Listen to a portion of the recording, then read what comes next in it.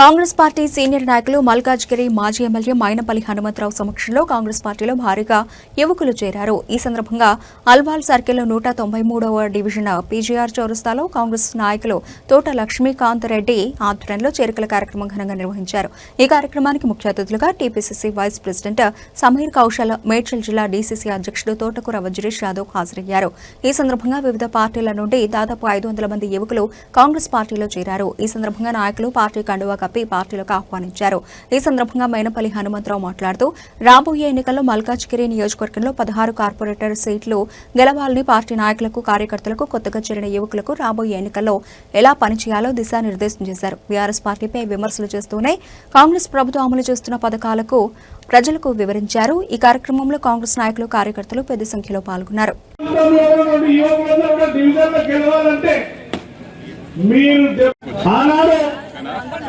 అధికారంలో ఉన్న టీఆర్ఎస్ పార్టీలో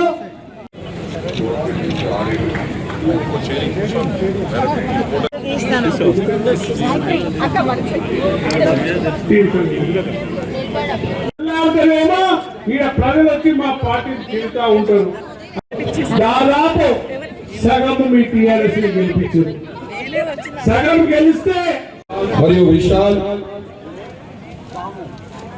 రాఘవన్, ప్రణయ్, సాయి, అభినందన, స్వాగతం, సుస్వాగతం.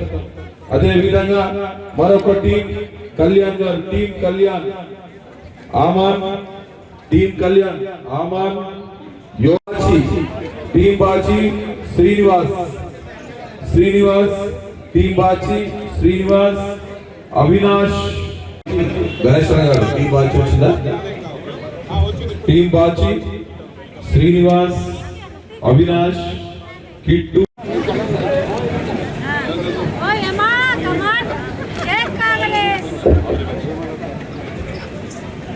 చింటూ యాదవ్, లక్ష్మీకాంత్ రెడ్డి గారి నేతృత్వంలో మరి భారీ ఎత్తున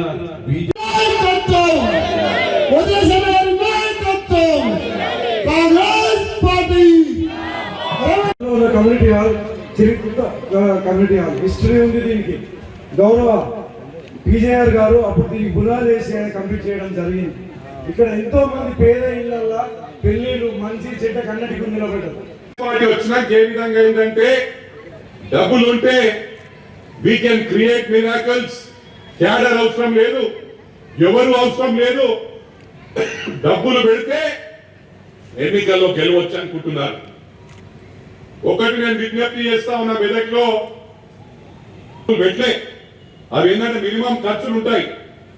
ఆ ఎలక్షన్ ఖర్చు కూడా అంత కాదు, 10% కూడా పెట్టలే. అయినా 74,000 ఇచ్చిండు. మొన్నంటే మా కొడుకు మీద కాన్సన్ట్రేట్ చేయడంతో ఆ రోజు సిద్దిపేటలో హరీష్ రావుకు తిరుమల తిరుపతి నుంచి నేను వాగ్దానం చేయడం జరిగింది. ఈసారి నేను ఓడిపోయినా పర్వాలేదు, నా కొడుకును మెదక్లో ఎమ్మెల్యే చేస్తాను, ఇది వెంకటేశ్వర సాక్షిగా అని చెప్పడం జరిగింది. ఎప్పుడు వచ్చాను? 9:30కి వచ్చిన. ఇండియా ఇది. మనం ఏదో వస్తామంటే ఎక్కడైనా ట్రాఫిక్ బ్లాక్ అవుతుంది, ఏదైనా యాక్సిడెంట్ అయ్యి మొత్తం ఇది అవుతుంది. అంటే అన్ని మన చేతులు ఉన్నాయి. మనం దేవుళ్ళం కాదు, మంత్రాలతోని తక్కువ వచ్చి ఇక్కడ ల్యాండ్ కావడానికి. మరి ఏ విధంగానైతే నేను వచ్చానో లేట్ అయినా ఏం బదిలేసానా? కోపం ఉందా? లేట్ వచ్చినా.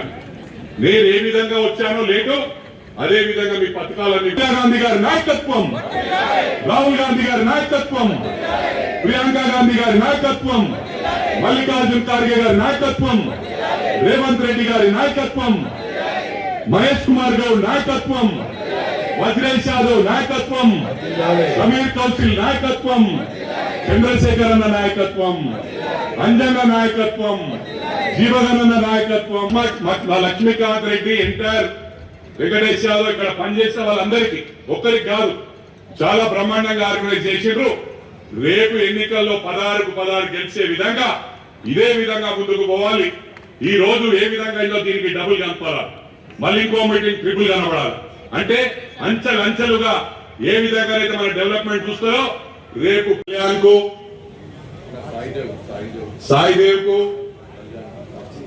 బాసీకి, వాళ్ళ ఎంటైర్ టీమ్ కు ధన్యవాదాలు తెలియజేస్తా ఉన్నా, వెల్కమ్ చేస్తా ఉన్నా. ఎందుకంటే అందరు కూడా 22 నుంచి 30 లోపట్టిన 32 సంవత్సరాల లోపట్టిన యువకులందరూ కూడా దాదాపు 350 నుంచి 500 మంది పార్టీలో చేరుతా ఉన్నారు. వజ్రేష్ యాదవ్ గారి నోటీస్ లో కూడా పెట్టిన ఇక్కడ బ్రహ్మాండమైన క్యాడర్ ఉంది. మల్కాజ్గిరి నియోజకవర్గంలో ఎన్నికలకు మునుపు ఇక్కడ ఎవిడెన్స్ సీనన్నను, వెంకటేష్ యాదవ్ వీళ్ళంతా సీనియర్ కాంగ్రెస్ నాయకులు, వీళ్ళందరినీ పిలిచి నాయనా డబ్బులు టైంకు లేవు, నా కొడుకు కూడా పోటీ చేస్తా ఉన్నాడు మెదక్ లో పోటీ చేస్తా ఉన్నాడు కాబట్టి ల్యాక్ ఆఫ్ ఫండ్, మీలాంటి మంచి లీడర్ దొరికి మాకు డబ్బులు అవసరం లేదు, మాకు మంచి నాయకత్వం కావాలన్నారు. నేను హ్యాట్స్ ఆఫ్ చెప్తా ఉన్నా. అందుకు ఒకటి మీకు విజ్ఞప్తి చేస్తా ఉన్నా, మీరు ఏ విధంగానైతే జాయిన్ అయ్యారో మరి పార్టీకి నేను కూడా కొత్తనే. మల్కాజ్గిరిలో కొత్త పాత తేడా లేకుండా ఒక యూనిటీగా ఎక్కడ కూడా మల్కాజ్గిరి నియోజకవర్గంలో ఉన్నంత బ్రహ్మాండమైన క్యాడర్ కాంగ్రెస్ చాలా సిన్సియర్. డబ్బులు ఇస్తానా, ప్లాట్ రాసిస్తానా వద్దన్నారు. అది నా కృతజ్ఞత ఉంది. నా కంఠం లోపల ఉండే వరకు మర్చిపోను. ఈ రోజు ప్రారంభం చేసిన పోయే యువకులకు కూడా విజ్ఞప్తి చేస్తా ఉన్నా, ఇక్కడ బుల్లెట్ దిగిందా లేదా ఇంపార్టెంట్. అంటే కొత్త పాత తేడా ఉండదు. కొత్త వాళ్ళైనా పాత వాళ్ళైనా పనిచేసే వారికి కాంగ్రెస్ పార్టీలో గుర్తింపు ఉంటుంది. క్రమశిక్షణకు మారు పేరు కాంగ్రెస్ పార్టీ. మీకు బ్రహ్మాండంగా ఎంకరేజ్ చేస్తాను. ఏ విధంగా ఒకజాల డంపు చేయడానికి ఎవరిచ్చిన అధికారం ఇది? అంటే మనలో లోపం ఉంది. మన అన్డ్యూ అడ్వాంటేజ్ తీసుకుంటున్నారు, మన అమాయకులను చేసి ఆడిస్తా ఉన్నారు. ఇవాళ కాంగ్రెస్ ప్రభుత్వం వచ్చినాక ఒట్టేసుకొని చెప్తా ఉన్నా, టోటల్ రాష్ట్రంలో ప్రతి ఊర్లో రోడ్లు వేసింది, ప్రతి తాండలో రోడ్లు వేసింది. అంటే ప్రతి గ్రామానికి ఒక నియోజకవర్గంలో మినిమం 50 గ్రామాలు ఉంటాయి. ప్రతి గ్రామంలో రోడ్లు వేసింది. ప్రతి గ్రామంలో పెద్ద గ్రామం ఉండి 500 జనాభా ఉంటే ఒక 40 ఇళ్ళు ఇచ్చింది. పెద్ద పంచాయతీ ఉంటే 2000 మంది ఇళ్ళు ఇచ్చిండు. అంటే యూనిఫామ్ వేలో ప్రతి ఊర్లో సన్న బియ్యం ఇచ్చిండు, ప్రతి ఊర్లో రేషన్ కార్డు ఇచ్చిండు. 10 సంవత్సరాల నుంచి రేషన్ కార్డు ఇచ్చిండ్రా మనకు? దళితునికి 3 ఎకరాల భూమి అన్నారు, దళితుని ముఖ్యమంత్రి అన్నారు, ఇంటింటికి ఉద్యోగం అన్నారు. అవన్నీ పక్కన పడేసి మేము వచ్చి 2.5 సంవత్సరాలు అయింది. మా గౌరవిస్తున్నాము, యూనిఫామ్ బిలో రేషన్ కార్డులు ఇస్తున్నాము. హైదరాబాద్ లో కూడా ఇక్కడ మన హైదరాబాద్ లో హౌసింగ్ స్టార్ట్ కాలేదు, అది త్వరలో కూడా ఇవ్వబోతా ఉన్నారు. మీరు గ్రామాలలో కనుక్కోండి. హైదరాబాద్ ప్రజల్లో ఓపెన్ గా చెప్తా ఉన్నా, రేపు వీళ్ళు మమ్మల్ని బ్లాక్ మెయిల్ చేస్తారు, రేపు ఎట్లయినా ప్రభుత్వం వస్తుందని ఒక్కొక్కరికి గొంతు దాకున్నా టీఆర్ఎస్ మీద కోపం ఉన్నా చదువుకున్న వాళ్ళకి అన్ని తెలుసు. ఇక్కడ ఏదైనా అయితే మొత్తం ఇప్పుడు ఒక సెక్రటరీ ఒకటి చేయగానే అయిపోయింది అనుకుంటారు. డబ్బులన్నీ తెచ్చి ఇక్కడనే పెట్టింది. సెక్రటరేట్ అవసరమా? ప్రగతి భవన్ అవసరమా?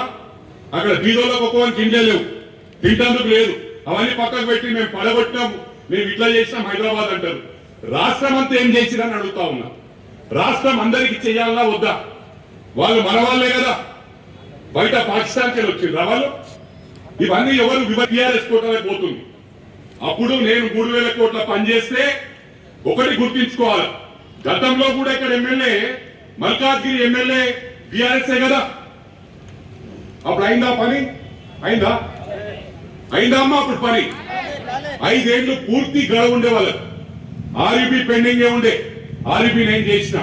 మౌలాలి కమాన్ 25 ఏళ్ల నుంచి ఆడ బస్సు కాదు, అంబులెన్స్ కాదు, స్కూల్ బస్ పోయే పరిస్థితి కూడా లేకుండే.